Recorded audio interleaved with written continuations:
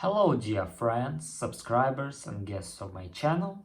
In this video I want to show and tell you how to clear Snapchat cache. Please put your like, subscribe to my channel, share this video with your friends and let's get started. So first we need to go to settings. After that scroll down and click general. Here click iPhone storage.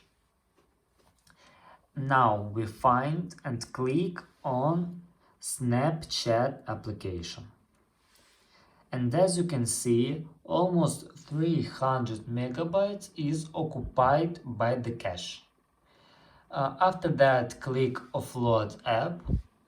And after that, data will remain, but the storage won't be that full.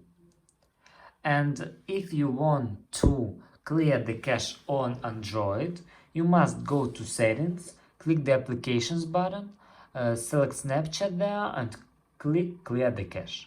And that's all. Thank you all for watching, put your like, subscribe to my channel and share this video with your friends. Bye bye everyone, see you later.